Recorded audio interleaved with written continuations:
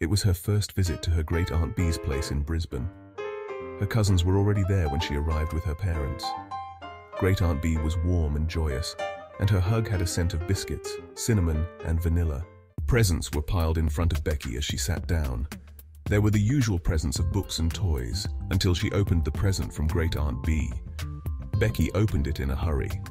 Great Aunt Bee always gave great presents, her favorite being a karaoke microphone that could also translate everything into baboon. So far, her life had been completely free of baboons, but she was now prepared if that changed.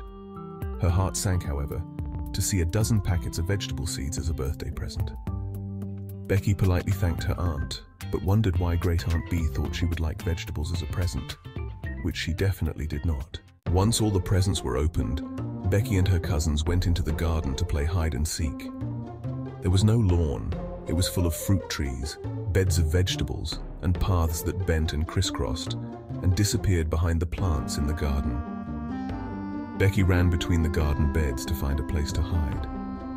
She spotted a corridor of trellised tomatoes that arched at the top. She crawled under the arch and waited to be found. There were red, ripe cherry tomatoes on the bushes.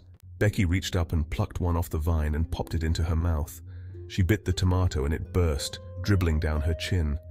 Surprised at the beautiful flavor, she thought it was like a regular tomato, only tomatoey air.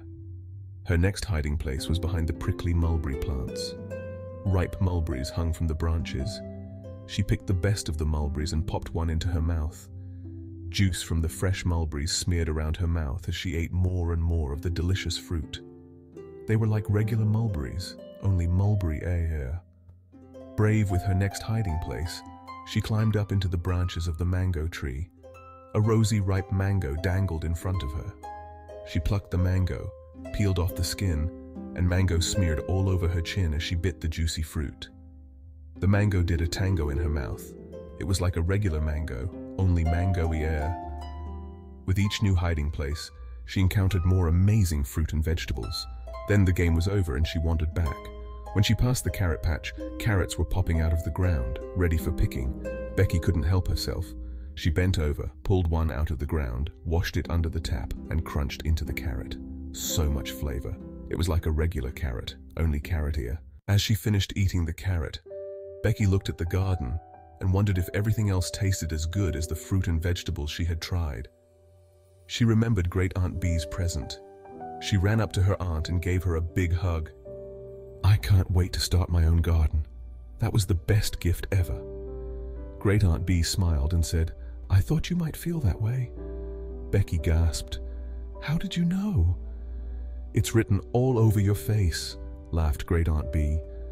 Everyone looked at the stains on Becky's face and laughed too. What a special birthday.